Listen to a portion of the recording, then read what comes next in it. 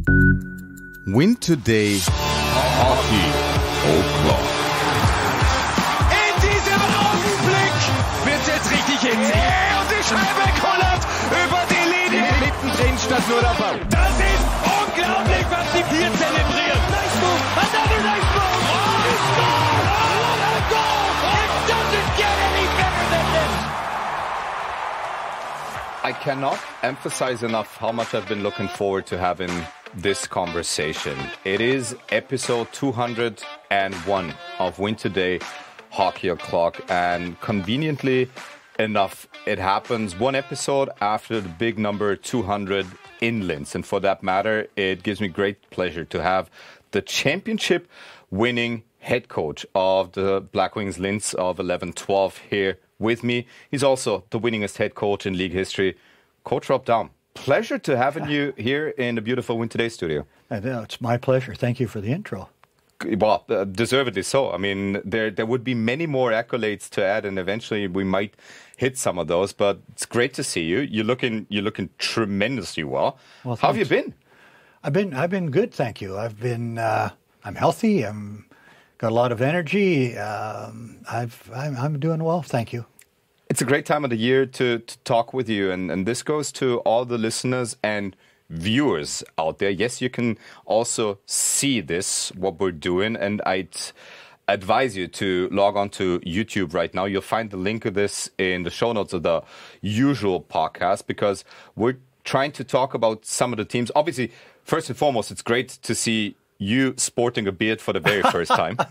Well, it is the first time. I've always been clean-shaven my whole life until a couple of months ago. I decided to let it grow, and people of importance liked it, so I've just kept it. So it's indeed great to see you, and we're also going to dissect some of the teams in the league in this part, and this is part of a two-part series. We'll talk about some of the teams in the top six, and in the second part, which will be out a week from now, we'll talk about some of the teams that are currently in the bottom seven and what they can do to work their way up their ranks. And just as a general note, we're recording these conversations a little farther out than usual. It's mid-January right now. And as of this recording, you'll hear a lot of numbers that might change and a lot of placements that might change, because these conversations conveniently come out during Super Bowl week, where Win2day is on site in New Orleans too. Yeah, getting a Super Bowl trip in here. And the second part we'll see the day of lights at the start of the home stretch of the regular season. I think it's February 12th. So if some major changes are taking place in between now and the appearance of these podcasts, please be aware of that. Coach, so much for the introductory part. A lot of people, I'm sure, are wondering, what have you been up to lately? How often has the phone been ringing? There have been openings, other maybe more attractive than others. How often did the phone ring? That's rung a couple times.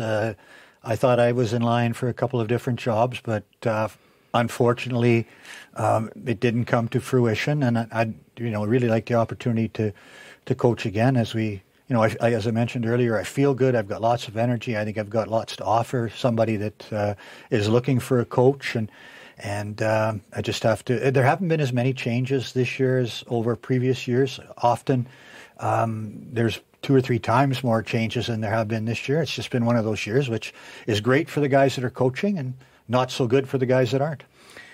Now, you're one of the brightest hockey minds this country and this league has seen, and you're the winningest head coach, and you've become the winningest head coach by being well-prepared, tactically advanced, and for so many other reasons. If you're looking for a job, and if you're considering taking a job, what would be a thing, or what would be things that entice you? Well, I think the biggest thing is the people you're working with. The quality of the organization and the vision of the organization, the plan that they have moving forward. When you take a job at this time of the year, if it happens to be at this time of the year, it's usually a difficult situation because the team is almost always not succeeding. And, that's never easy. And as time goes on, it becomes more difficult because you have less time to have an impact. Although that I've gone into teams during the season on 4 different occasions. One as late as February 5th in the middle round that used to be in the Ice League. I took over a team in that circumstance. So whatever presents itself, every situation has a different challenge, and you have to see the challenge and then do what you can do to turn the ship around a little bit. And that's. But again, it's the people you work with, the organization. It would be the key thing. You left major imprints on 2 organizations in this league with the Steinbach Black Wings Linz and with the IDM Wärmepumpen VSV, but your imprints and everything that you've done go far beyond our league. And this is where I want you and all the viewers and listeners out there to listen in and view a clip that we brought along, because one of the premier coaches in the business right now happens to be one of your former players and proteges, Chris Knobloch, head coach from the Edmonton Oilers. There are many, many clips where he speaks highly and very fondly of the time you two had together and how much of a mentor you've been to him. I found one with where he's in conversation with Louis DeBrusque of Sportsnet, and I just want to listen into this clip and then discuss it with you afterwards. The program they have at the University of Alberta is incredible, and you were a part of that. You won a championship with the Golden Bears. Just talk about that time and how maybe it influenced you as a young person to think about coaching in the future with a guy like Rob Daum at the helm that was, known to be such a terrific coach. Yeah, no, I absolutely have a lot of respect for Rob Daum, and he was my coach for all 5 years there. Tremendous respect. He was a great coach. We also had some guys from Pro come and join us for some skates and made it a lot more enjoyable. It was fun. Mike Comrie and I skated with you guys for 2 years while I was waiting to get a contract. I couldn't believe how hard you guys worked. There's Rob there. And Rob was nice enough to let us come out and skate with you guys, and you guys put us through the ringer. Louis was on the record earlier today as saying he had to work harder with the U of A Golden Bears than he did with It was incredible. I was so impressed with how hard you guys worked. I really was. You guys came after studies, after school. The practices were in the evening, and you guys left it out there every day. But you talked about the competition today there with that extra line and extra people. You were always fighting for more time, and that kind of sparked that competitive nature. Well, there was a couple of things. One, we had a lot of good hockey players, graduating mostly from the Western Hockey League. But, we had about 5 lines, so a lot of guys were hungry to get in the lineup, so there was a lot of competition. But we had a lot of players who had aspirations to go and play pro after. Yeah. Some of the players, like eventually, not during my time, but like Derek Ryan played for the Golden Bears, and obviously he's moved on to the NHL, and we also, many of us had that same aspirations, and it didn't work out. A lot of guys did go and play some pro and a lot into the American Hockey League, but no NHL games. But, we were still pushing. There was a lot of pride, and it was a wonderful organization. A wonderful organization, and that's only the peak of the iceberg, because there's so much respect in there, and he also verbally mentioned it. You're a great coach, tremendous respect. Made you laugh too when they talked about you bringing the guys in and working them hard. But granted the fact that there's still so many years left of you having a great coaching career, it's also probably the part of your career where one can start talking about legacy. And literally every clip that I found of Chris Knobloch talking about you, it's the respect component, what he learned from you, that he admires you as a coach.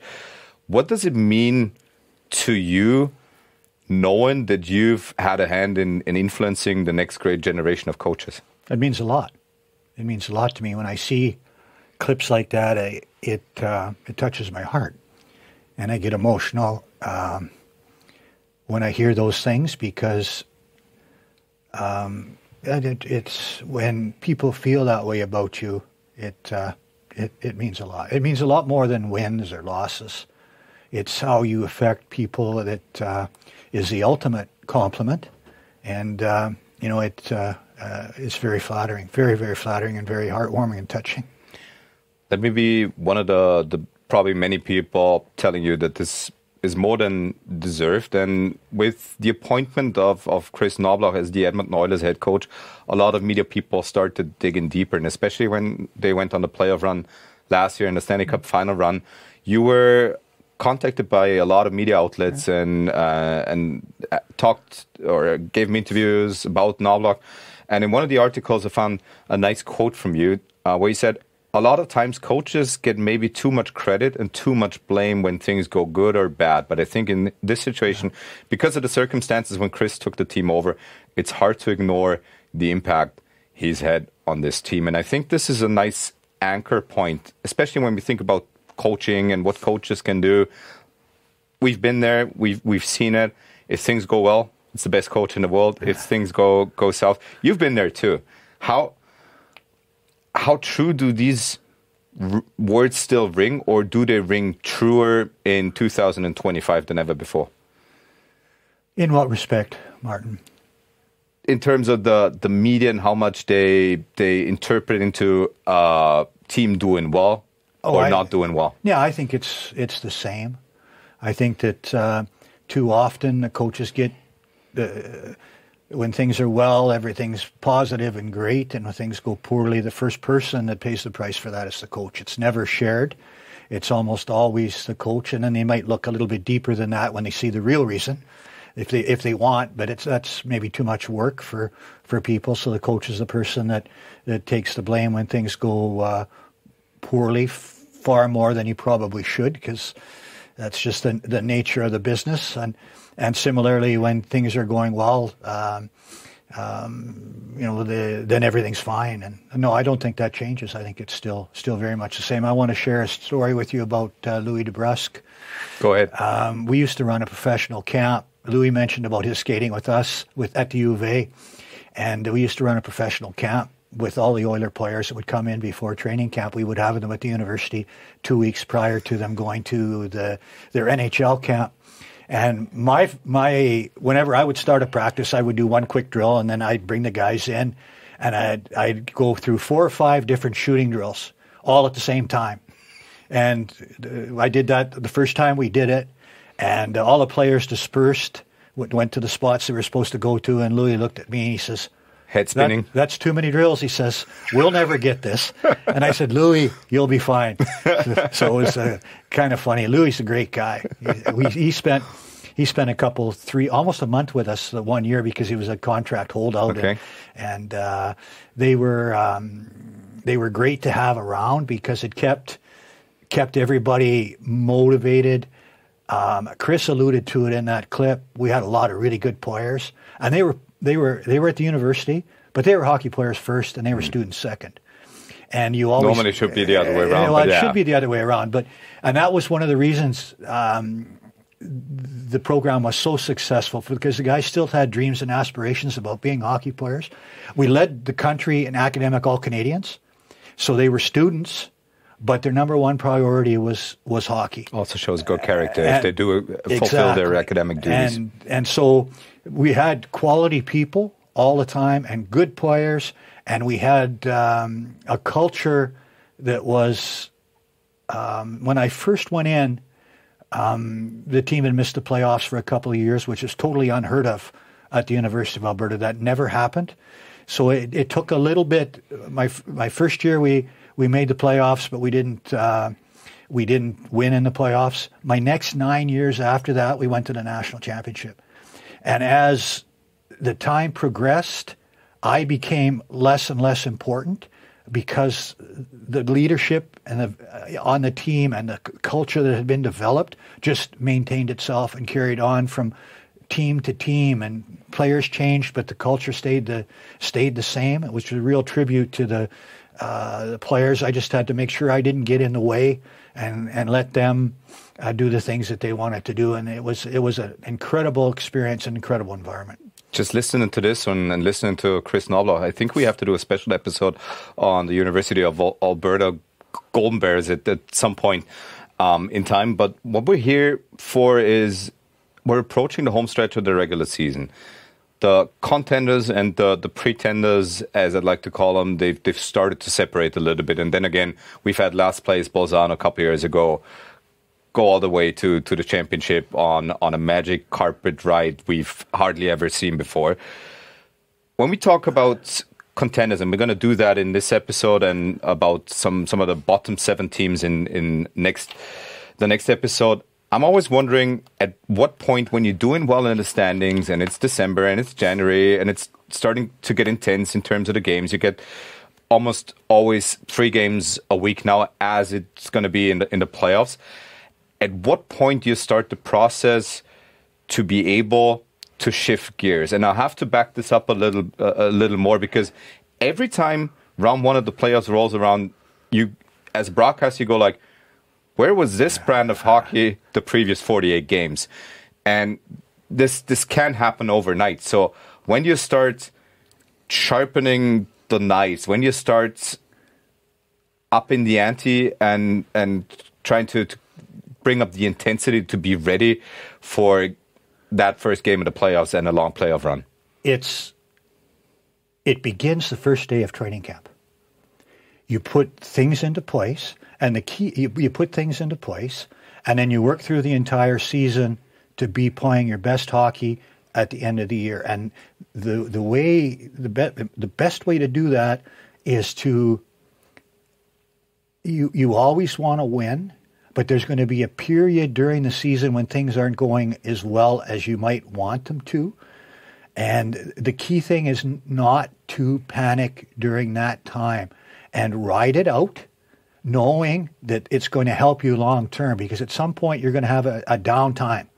And if you have that downtime and you panic and you push, then you force yourself out of it instead of letting yourself get out of it, which then, if you let yourself get out, then you have the attention of the team, and they realize that now we have to do this to be successful. And you put that in place at the beginning of the year. You've got everything, and you work on it throughout the course of the year, but just don't panic when things aren't going as well as you might like.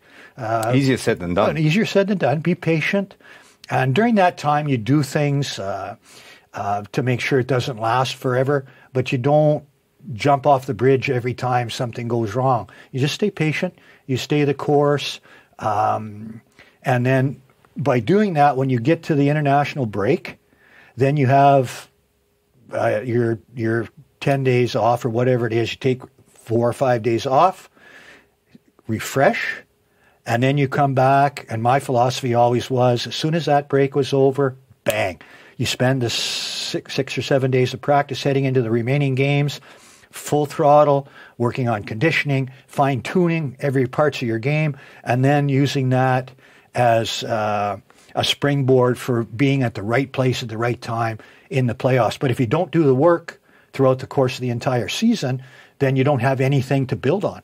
And you use that time to put your game really into place. So is there a point of no return when it's indeed too late to flip the switch or change things in the many processes? Well, I don't think you flip the switch. I think the switch is always on. It's just how much pedal or how much gas do you have, how much you're pushing the gas, how much you're pushing the gas, how much you're letting things flow, and how much when do you put the medal down. When the season ends, the players know it's a new start. So I don't think it's too late if you've got the foundation that you've built through the course of the year. Even if you have tough times going in, you don't want it. But when the playoffs start, it's a new season. And if you're healthy, then you have a chance to make some damage. And you hear it all the time. People say, just get in. Just get in, and then we'll go from there. And that's true, providing you've done the work to have a good enough team to succeed when you get in there and you're prepared to take those next steps. Now you're known for your fond analysis and the ways of thinking the game, dissecting the game, and that's what we want to do here at win2day Hockey O'Clock. And this is why you brought a couple of clips along. And what we're going to do is dedicate ourselves specifically to special teams in this episode and in the next episode. And what stands out for the bottom or for the top 6 teams is that they've almost exclusively got great special teams. In that regard, and I might answer that question myself, but to you and everything that you wanted to be able to do on the ice. How important were special teams in your success equation? Well, special teams are really important. They're really important. They're not as, how do I put this? They're just as important in the playoffs, but they're less prevalent. Because say what you want, there's fewer penalties in the playoffs than there is in the regular season. So if you're used to getting 5 power plays during the regular season, you're lucky to get 2 in the playoffs. So you need to make them count even more. You got to make them count even more, and so because they have a greater impact. So they're still as important. You just get fewer opportunities to take advantage if you have a good power play during the playoffs. So you better be able to produce offense 5-on-5, because if you're relying on your power play to produce offense for you to win games, you're probably not going to be able to do it in the playoffs because you get fewer opportunities than you would during the regular season. And you're playing the same team night after night. Right. So that complicates things as well. I mean, the league is very much schedule driven.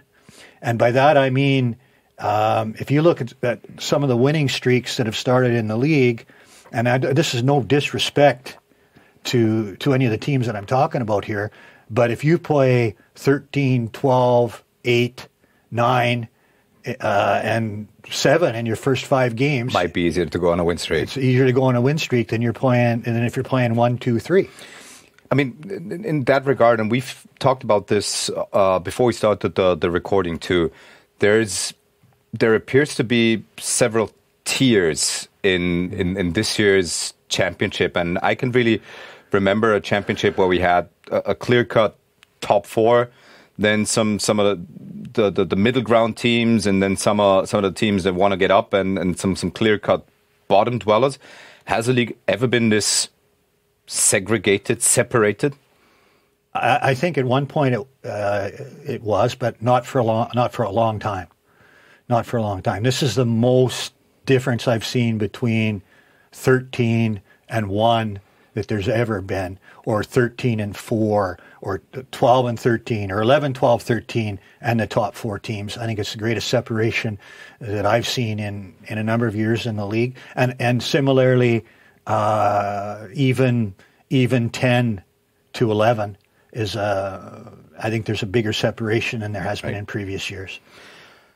Again, what we want to do here is talk about some of the teams, and gladly enough, we were able to poll some of the fans at the Hockey Forum because they're extremely knowledgeable, and what we want to try to do here is create knowledge and a deeper understanding of the game.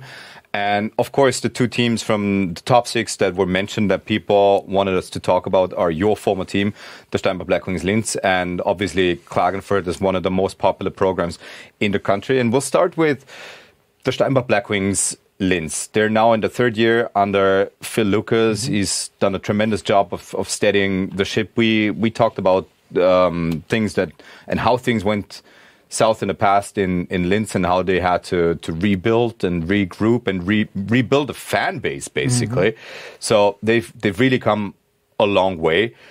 From you watching now from the outside and not from a bench, what has happened in Linz? What goes through your head when you think about that? Well, I think that with Linz, if you look at their team, their special teams are good. I think they're what are they? They're 4th in the power play and they're 2nd in the penalty kill. That's pretty good. Their defense is solid. They're the 5th best defensive team as we speak here for as far as goals against.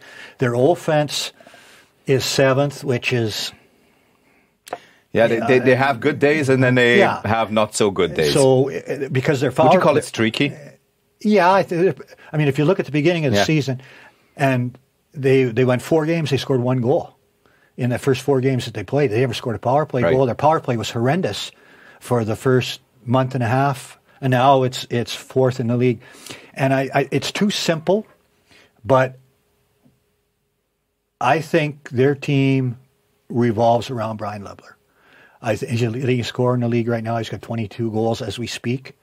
And when he's going, he carries the offense.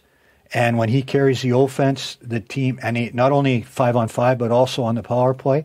And when he carries the offense, they have a much better chance to win. And they're 1-goal games with Linz.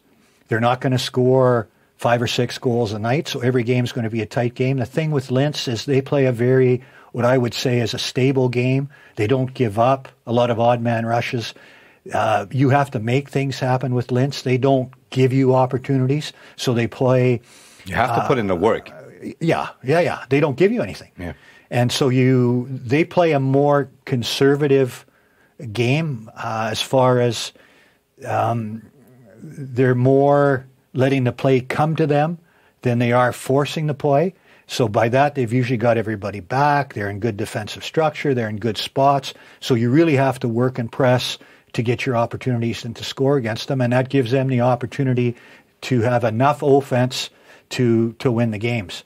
And if their power play's going, then they win the 1-goal games a little bit easier than they do if they're not producing on the power play, because every game they play in is a 1-goal game, a tight game. And there have been instances, even recent instances, where their power play really got going. There's a game that happened on January 10th where they indeed scored 3 goals with the man advantage. And that's the first clip that we want to look at. I propose we just look at the first clip. You're trying to point things out. And if you want to take another look at it, please just say so, because we can always cue it up once more. But before I get head over heels here right now by talking too much, let's just have a look at the first clip that you brought along. It's a power play goal from Graham Knott. What stands out here? Okay, here are the things that I look for on a power play. There's I'm going to give you 7 things here. 7? 7, but you probably already shortened the list down to 7, huh? Yeah. But these are things that you're looking for, and if they just stop it and we can go through it again, you can see these things. We'll definitely cue it up, right? The first thing is you want to be able to threaten from the point. And that means your defensemen have to get inside the dots. So as soon as they get inside the dots, the defensive penalty killers have to adjust. If they're outside the dots, nobody cares, because that's where they want you to be. So get inside the dots. Okay, you need net presence. You need somebody in front of the net taking the play away from the goalie so he can't see. And that also ties up a defender usually, which opens some things up. You're looking for seam passes, because a seam pass makes the defense adjust. Goalie's here, viewing, seam pass goes through, room to make a play. Then you're looking to get pucks to the net. And the other things that are not in this clip, you have to think possession before position, which means if you're under pressure, you have to get the puck first and then worry about setting up your power play, because if you don't get the puck, you can't set up your power play. Score off the rush if you get the chance, and have different looks. Now, if you look at this clip, yeah, we'll cue it up once more, and you can say stop, and we'll stop it wherever you want it. Actually, stop it right here, please. Okay. Lebler, front of the net presence. Is that Rowe? Doesn't matter who it is. He's inside the dots. So he's a threat. He's drawing the penalty killers out. Now you've got Saint-Amand and Connaught on the other side. Now watch what happens. Let it roll, fellas. Yeah, you're directing the directions. Seam pass, traffic in front, room to take a shot, rebound, bang. Simple play. Sometimes it is that simple. It is that simple. If you move the puck quickly, if you create those opportunities by when I'm talking to my penalty killers, the things that I tell them is don't allow point shots, take away seam passes, and win the battle, loose pucks, and clear the zone. That was simple stuff. That was just the first goal in a 3-goal effort by the special team. So I suggest we move on to the next one. And before we watch the next clip, it's a goal by, of course, Brian Lebler, the all-time leading goal scorer. You coached him as the all-time winningest head coach in the league. How amazing is it that he's still doing it at, I think, at the tender age of 36 now? It's incredible. I say it's incredible, but I'm not surprised, because nobody shoots the puck better than Brian. Nobody has a quicker release better than Brian, or quicker release than Brian. He's in good shape. He's not the greatest skater in the world, so he hasn't lost a step because he doesn't have one before to lose. But I mean, he always gets there, and he finds a way to get into open spots. and nobody shoots it. Nobody gets rid of it better than he has. Max Reverding is another guy that shoots a little bit like Brian, not to the same level, but he has a quick release. And that's so I'm not surprised, but it is amazing that he's still keeping it going at the age that he is. If there's the minuscule chance that Brian Lebler is watching this right now, sorry, Brian, no offense about the not losing a step, because he gets the job done, and that's what it's all about. And what I was always wondering, because there is some competition in terms of the best shooter in the league, and we've openly wondered about it on air the other day if Matt Fraser might give him a run for his money. No? No. It's Brian Lebler? Brian Lebler is, when you say I coached him in Linz for all those years, he's one of the top 5 guys I've ever met in the league. Just as a person. Not in the league, in my entire career of coaching. Wow. Over 40 years. He's in my top 5. As far as the quality of individual he is, you compare that with, you combine that with his ability to play, his leadership, his attitude. He's in my top 5. I'd give you my top 5 guys that are the worst I've ever been involved with in hockey, but I'll save that. We'll save that for another day. Yeah. But it speaks volumes because you've coached hundreds of players, Yeah. and if he does make your all-time top 5, holy moly, quite a testament. Well done, Brian Lebler. But we're here to talk and dissect clips. This is a goal from Brian Lebler. We'll let it roll, and then cue it up once more. What happens right here? Best shot in the league. 5-hole.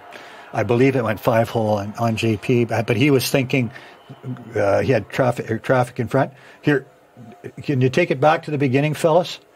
And again, you got to block shots if you're penalty killing. You can't let We'll just let it roll and then back it up to the very beginning. Yeah, 5-hole. You can't let Brian Lebler shoot. I mean, come on. He's the best goal scorer in the league. Okay, first of all, you've got your inside the dots presence. Pass here. Now, the other thing here that's different from the last Linz power play is versatility on the power play. Lebler was in front on the last power play. Right. This power play, he slipped out, and now he's the shooter, and we've got traffic in front. And Cinema's smart. He wants to get out of the way because Lebler shots hurts if he gets hit. Now, I mean, you can't let this man shoot if you're killing penalties. The same thing with Ovechkin. He's been playing for 20 years and he's still scoring from the same place. It's incredible. But this is just a up top, seam pass, shot. Because you're mentioning Sean Cinema wisely getting out of the way. If this doesn't work, how mad are you as a coach on the bench that he's not taking away the goalie's eyes anymore? No, I'm not happy. Okay. I'm not happy, but I don't think he gets out of the way I'm not sure why he moves, but... Lebler's shot is one of the hardest. You don't want to get hit. I wouldn't blame him. Some guys shoot hard and some guys are heavy, and you hear that term. And by heavy, I mean it hurts when it hits you. I mean, some guys can really shoot it, but it doesn't have the same impact. When Brian shoots, he shoots through a brick wall. He just has that, and he has a quick release. So I don't want to wax poetic about Brian too much longer, but he's a generational player for our league. You don't become all-time leading goal scorer in this league by not doing the things the right way. One of the interesting players on the Steinbach Blackwings Linz past couple of years has been Sean Saint-Amand. He'll take center stage in the next clip, the next goal that we are going to look at because he scores the goal. What stands out during this play?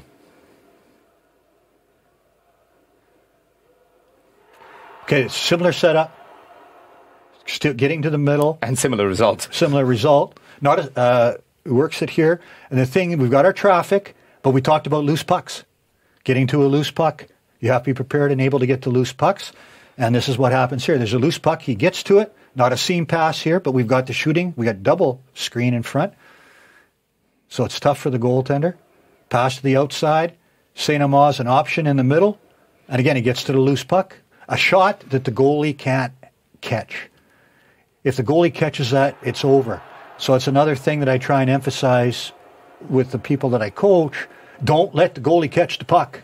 If he catches it, the play's over. He doesn't catch it, and the rebound's there, and Saint-Amand puts it in. That's Lebler shooting again, correct? Which is why you make him aim for the pads or the blocker more often than not? Anything that allows, well, first of all, anything but the glove? Anything but the glove. Anything that he can't smother. And it's always more difficult. You can see, I think JP's, is it JP or is Mosier playing this game? I think it's JP. But anyway, he's trying to look around the traffic in front, and that makes it more difficult for him to track the play. And if, of course, he's already out of position. Yeah, he's bobbing and weaving to try and see the play, and then makes it more difficult to respond to the shot. And when you have trouble responding to the shot, it's harder to contain a rebound or catch it. Love when you start dissecting the plays. We've brought along one other clip for the Black Wings, and that takes us back to a November 15th game, I think it was, in Klagenfurt against the KC. And it's a goal by Andreas Christa. Before we look at the goal, how about that bounce-back year of Andreas Christa? He's been around for a long time. He's had so much success, and the last couple of years were very difficult. How nice is it to see that he's gotten back on track? Oh, it's great.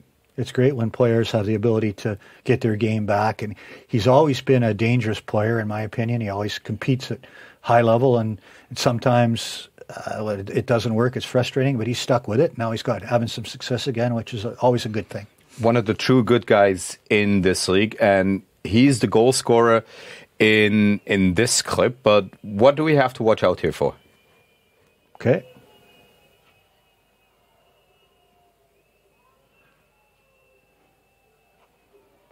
Okay. Key things to watch for here is getting to the loose puck. And anytime there's a loose puck, the defenders have to adjust, and they're trying to get to the puck. And you can watch Klagenfurt's defenders here.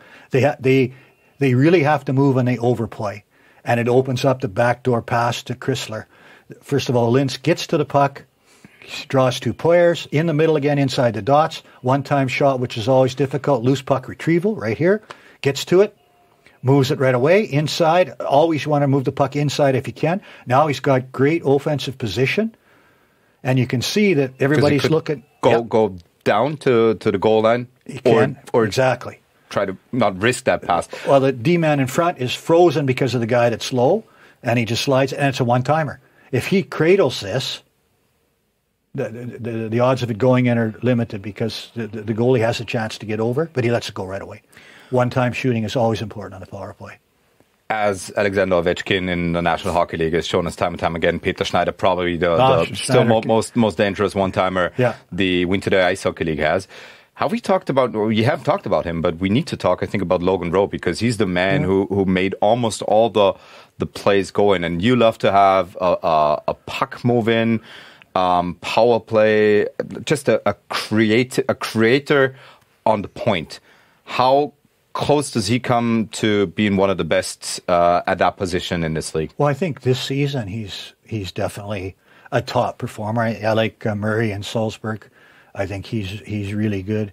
Holy F, his skating. Yeah, he's really good. I'm just trying to think. I don't think there's as prominent an offensive power play defenseman in the league this year as there has been in previous. I look at Hungary, and Tim Campbell is there, but I'm not sure that he's upper echelon when it comes to that. No disrespect. Bolzano really doesn't have anybody that does that job.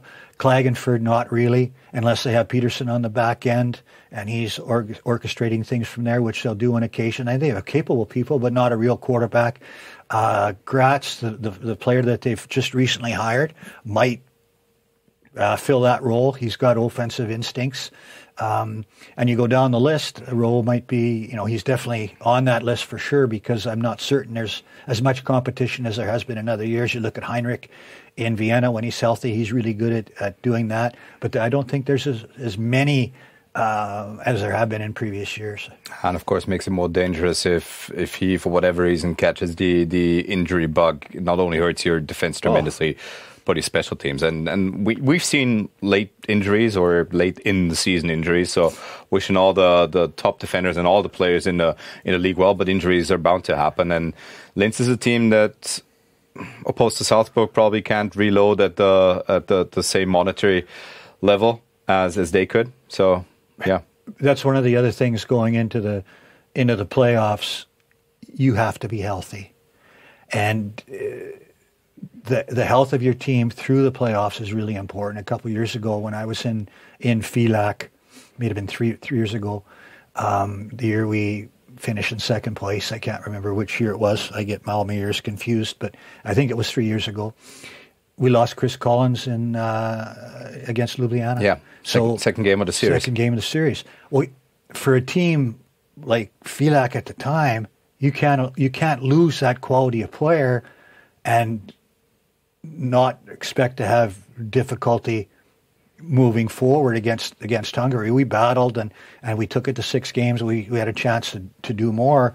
But when you take that person out, it has a huge impact on your team, and it's very, very difficult to overcome that. You have to stay healthy, and you can always say next man up. And if you've got a next man up that has that ability, then you're fine. But usually, it's not quite that simple. And don't forget, Linz has already been dealt a tough blow at the start of training camp when one of the difference makers in Emilio Romi got hurt. Yeah. And I mean, we're still hoping to see him play again, but who knows if he's going to be ready for the postseason. Just shows how difficult it is to win in the postseason and how much goes into winning. I mean, you're a witness to that. You've seen it many, many, many times. And that brings us to, and you've already had almost the perfect segue, because the other power play we're going to dissect is one from Klagenfurt. Let's have a look.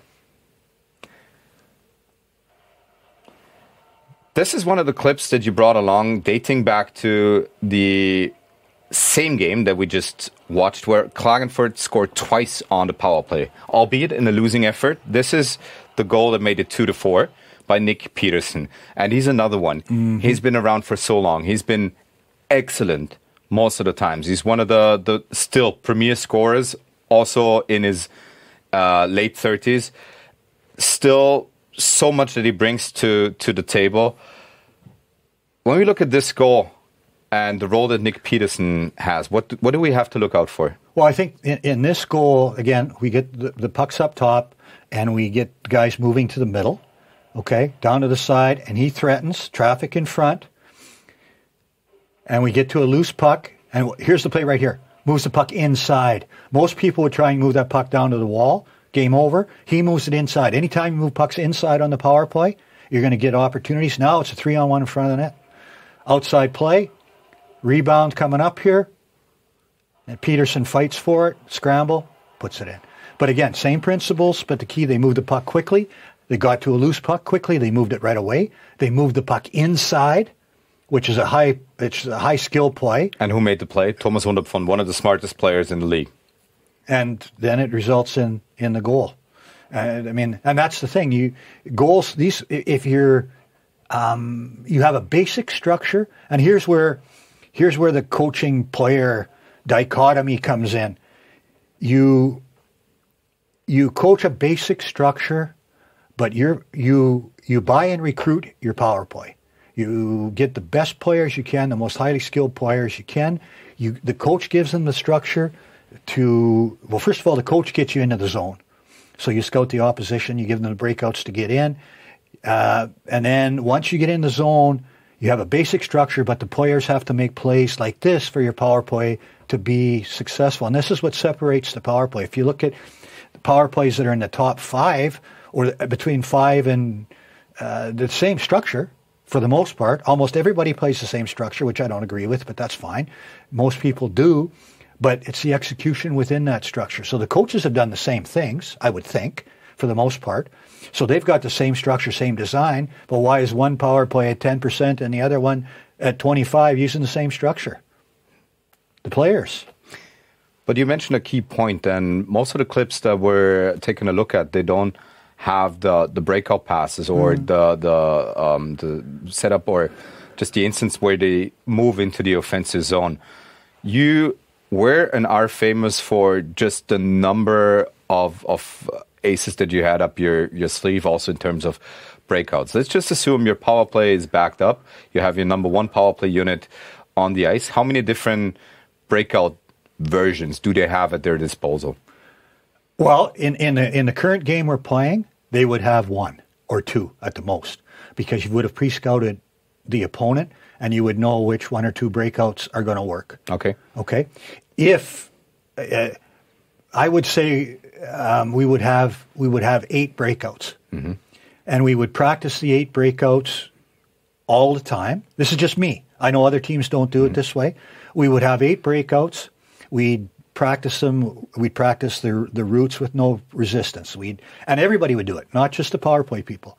We'd practice it with no resistance. We'd practice it with 1 forechecker. We'd practice it with 2, and then we would have these things in place. So when we played Balzano, who does a right side push, I'm starting sounding like an NFL coach now, does a right side push, we'd have a breakout for that. If they retreated, then we'd have a breakout to drop the puck back to speed. If they boxed up and just had a 2-2 kind of, didn't put any pressure on, we'd have a breakout for that. If they put pressure on us, we'd have a breakout to beat that. My philosophy on the power play breakout is that your first pass has to beat the first forechecker. The first pass has to beat the first forechecker. And you wouldn't believe how often you see instances where that's not the case. If they're backing off, then the first pass is the drop pass to get the speed to come out. If they've got a guy deep, you bring guys back. First pass beats that guy. Now you're coming up with speed. You've lost the first guy. Now they're back on their heels, and you adjust your break-ins from there. And my philosophy is that you start this in training camp, and then when you play, you've got all of these things in place, and when you play a particular team, you just bring the one out that's most effective against that penalty kill. Again, my philosophy on that is I don't have 2 units, and one unit has one breakout, and the other unit has another breakout. Okay, because if I'm coaching against that, I get my penalty killers to take away the number 1 power play unit's breakout, and I'll let the second power play unit do what they can.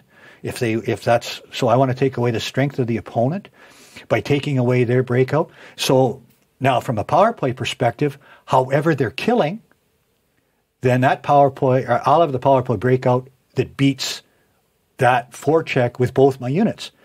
Because from my perspective, why would you, if you can beat it with one breakout, why would you have a different one? You don't disturb the penalty kill. But let me just intersect here, because there are coaches and coaching staffs in the league, and have been in the past, who never seem to have a plan B. If plan A goes awry, there was no plan B. Now you have 8 different breakout versions in your toolbox, as I'd label it, and you're mostly using 2. But over the course of the series, and the type playoff series that maybe goes 7, teams adjust and readjust. How often have you had to use everything that you had in your toolbox in a series or in a season? In a season, always. Okay. Otherwise, it wouldn't be there. There'd be no point in having it. It's plain and simple. Yeah. You know what? Let's take another look at another clip that you requested. It's a goal in the same game from November 15th. Nick Peterson just made it 2-4. Matthias Fromm, 3-4. What's in there? Okay, puck possession. Possession before position, get the puck out high. Well, that's just a good play, you beat a guy one-on-one, and to get the puck to the net. All these players are just getting pucks to the net with traffic and somebody there to bat it in. I'm not sure what Linz is doing on the penalty kill. They got lost here a little bit. And when you beat a guy, so you can see them here, there's 2 guys on the puck down low. They move it here, then they bring it over to, is it Fromm? Yeah. And now he just gets it passed here to the net with traffic in front, and that guy's all alone, makes a good play to go around. And then, again, the guy's all alone to get the rebound and put it in. A shot the goalie couldn't handle, rebounds in. And when we look at the way he stick handles, the way he makes the play, skilled players that make a power play, going Klagenfurt offensively has a lot of them. But what's been impressive over the past couple of weeks on the back end, they played with Austrians only, and with Jesper Jens-Nabo out, with Stephen Strong out for longer instances. They didn't have a quote-unquote import defenseman. How would you assess the quality of play that Klagenfurt's defense gave him without those 2 players? Oh, it's been really impressive. I mean, that's one of the things that Klagenfurt, that's one of the reasons they're in the position that they're in, is that they've had other people step up. They've got good players. That's the first thing, and they've got good players, and I always, don't take this personally, I take offense to when people say Austrian versus import. To me, they're all hockey players. They've got good hockey players, and some of them just happen to be Austrian, and some of them happen to be North Americans. And I don't divide players by nationality. I divide them by ability. And but the common thread is that and it's true. There's far more players to choose from when it comes to international players and import players. So you have a greater opportunity, if you want to do so, to have better players in that area because there's just more of them. But they've done a really good job cultivating local players and bringing top Austrian players into their lineup. And you cannot succeed in the league without that. And that's what makes it difficult, because if you look around the league, you look at Bolzano, not quite the same kettle of fish there. You look at Hungary, not the same there. You look at all the international teams, they're not playing by the same rules. First of all, Hungary is the only team in Hungary, so they draw the top players. So it's a little bit different. Yeah, but we might get to the level playing fields or how tilted they are maybe a little later in this conversation or maybe next week. But it's no coincidence that we'll look at two defensemen goals on the power play from Klagenfurt in a bit. Just because I've been wondering that myself, if there is indeed a correlation. And granted, Kirk Fury has coached many of the guys he now brought up into the A team in the Alps Hockey League. He's known them for many years. But does it help that a former defenseman like Kirk Fury, with an assistant coach who was a former premier defenseman in Dave Fisher as well, does it help to have a defensive background to help coach defensive talent? I don't think so. I don't think it's a prerequisite. The only thing that might help is the players might hear the message a little bit clearer because they know that this person has gone through that. But as far as the knowledge base and those things, I don't think it's necessary. But the respect, no matter how you get it, is the important thing. And obviously, both of those people have respect because of what they're doing. I'll tell you what, if they're having respect because of the coaches and people they are, not because they played, because if they didn't have the message and weren't being able to sell it, it wouldn't matter if you were the best player in the world.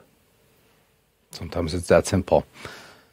A goal that we want to take a look at comes from a beatdown, a January 8th beatdown, an 8-0 affair. The goal that made it 3-0 at the hands of Timo Nickel. His very first as a Klagenfurt player. What happens here? Well, we talk about one of the things I mentioned is scoring off the rush.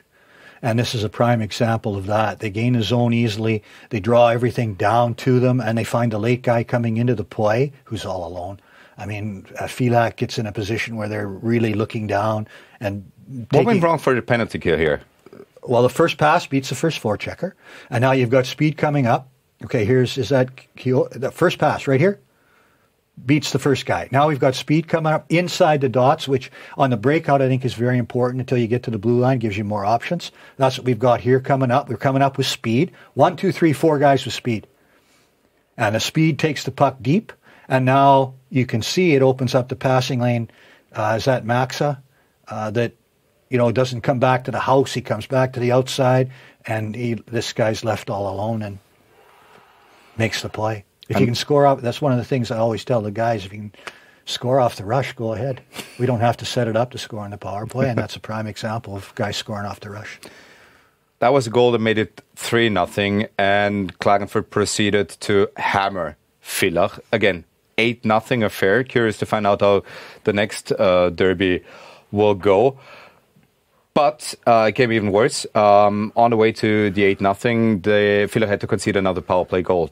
the goal that made it 6-0 at the hand of another defenseman, Clemens Unterweger, 92. Kind of a seam past Mersak. Traffic in front. Shot from the point. Puck goes in. But Klagenfurt does a good job of reading the pressure. Here you can see initially there was a slight push down and they went up top, and then they were able to get the shot with traffic in front. Now, before we take a look at the very... There's the traffic. You can see it here. If we take a look at the very last clip that... before we take a look at the very last clip that you brought with you, the net front presence and the players who usually or more often than not take the goalie's eyes away. Mm-hmm. Is it the Raffles? Is it the Phrases? Like, your number one overall pick for that role in the league right now? Oh, that's easy. Thomas Raffle. You can't... I mean, he's a house. There's no... When I was coaching, we were playing against Salisbury, I said, don't even bother touching Raffle. Leave him alone. Because you've got no chance to do anything with him. So what we have to try and do is front pucks so they don't get to the spot where he's causing problems in front.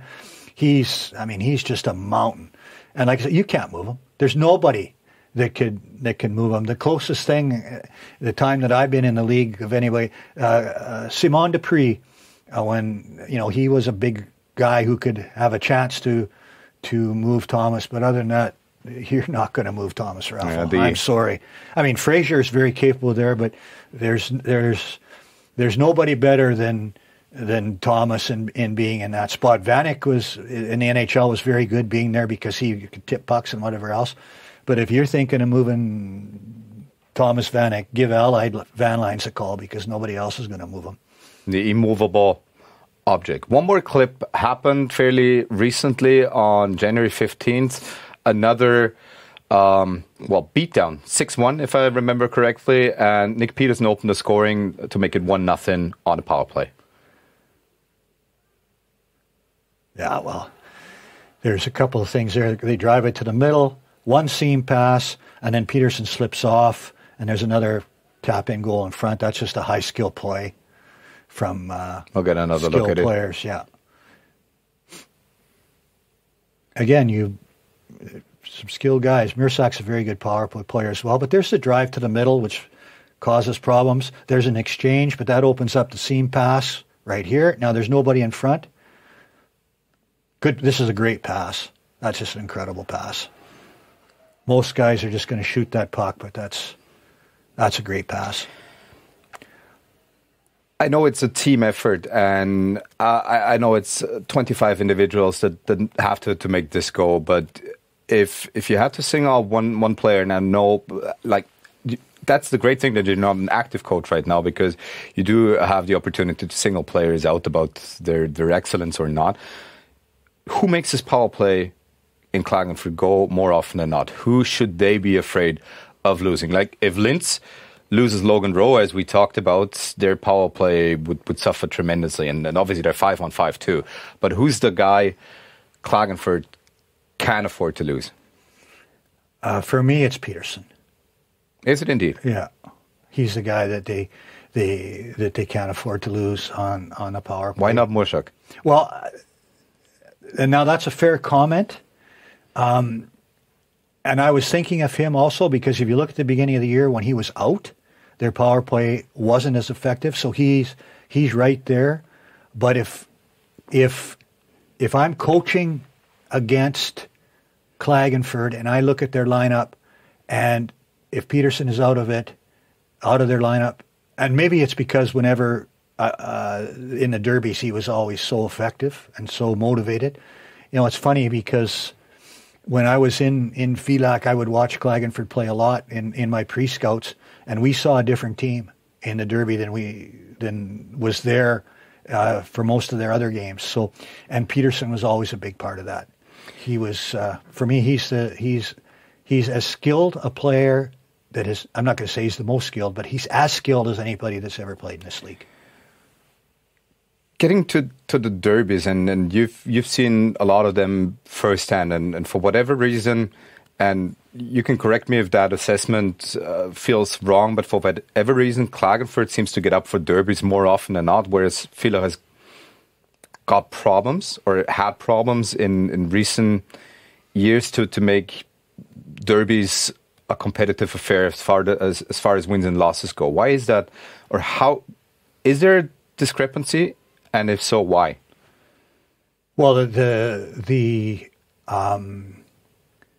records would suggest so, but I don't think there's any one particular reason. Okay. You can. The one thing that Klagenfurt does a very good job of, and it's one of the things that I think is key for their team, is the pace of their game. Mm-hmm. I think of all the teams in the league, they play at the highest pace. And I mean, if you compare them to a team like Hungary, I mean, Hungary doesn't play at a high pace. They're smart players and they're a good team, but their pace is not at a high level.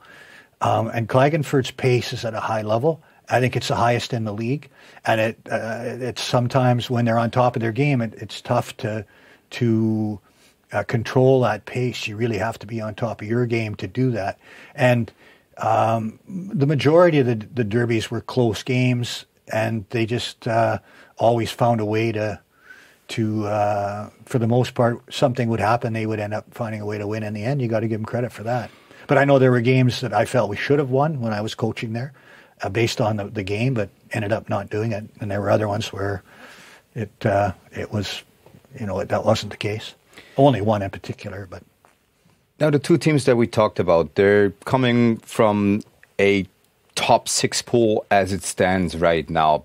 The top six might change over the course of the next couple of weeks. It's basically 7 teams vying for these top 6 spots. The team currently on the outside looking in is Villach, which we'll talk about next week on win2day Hockey O'Clock. But just looking at those top 6 and which teams or team are, as it stands right now, and a lot can change on the personal side, injuries, whatnot, but which teams are set up best right now for a long postseason run? Is Salzburg still the team to beat, or do they have not more serious contenders than last year, because Klagenfurt took them to a Game 7, Bolzano took them to a Game 7, but from what you see right now, give me one team. One team? I'll handicap it a little bit. I think Hungary lost in the first round of the playoffs last year after a really good season, so that has to be a question mark. Salzburg has won 3 championships in a row. It's hard to win. 2 Game 7s in a row. Yeah, and so you have to wonder that's at some point that worm has got to turn. Klagenfurt went to Game 7 last year and are having another really good season, so you have to think they're going to be in the mix. Bolzano is another team that's been really close the last couple of years, but hasn't been able to get past Salzburg in really tight series, so you have to think they're in a spot where they might have a real good chance of winning this year. So that's 2. And then I think it's tougher for Graz and Linz, because of Graz is I mean, they're a very good team, but they haven't. I think they're not playing at the level they need to play at in order to be the team. They just started coming up with a core, so maybe it's exactly. that year or two that they're away. You don't buy championships. We talked about it. I mentioned to you before we went on the air. You buy players, you build teams, and it takes time to build a team. You can do it in a season, but it takes time, and I think that's the spot they're in it. And Linz is. I'll phrase the question differently, and I'll reference it to or back reference it to the National Hockey League. We've seen that over the hump team now a couple of times. Florida lost against the Golden Knights, eventually got over the hump. The Avalanche had to stomach a couple gut punches in the playoffs, and then eventually got over the hump. And let's not even start talking about Tampa Bay and the many playoff oustings, and then finally winning the cup. Will we see an over the hump team this year? Well, I think if that's the team, I think it's Bolzano. For me, I think it's Bolzano if there's an over the hump team. Chris Knobloch had a great quote heading into the NHL finals last year. The guy asked him, do you think it's an advantage for Florida to have been in the Stanley Cup final the previous year? And Chris's comeback was, well, have you heard of the Buffalo Bills, who lost 4 Super Bowls? That was his comeback. Yeah. But I mean, in a row. I found it humorous, but I don't think you can underestimate the importance of having that experience.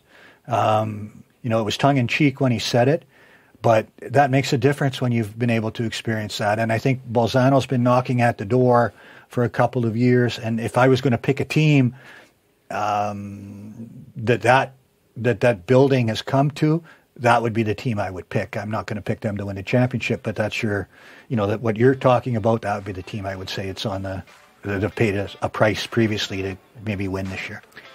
We're about to find out. This episode comes out during the international break, so it's basically 3.5 more weeks until we get down to the nitty-gritty, the playoffs. This episode we talk about the contenders.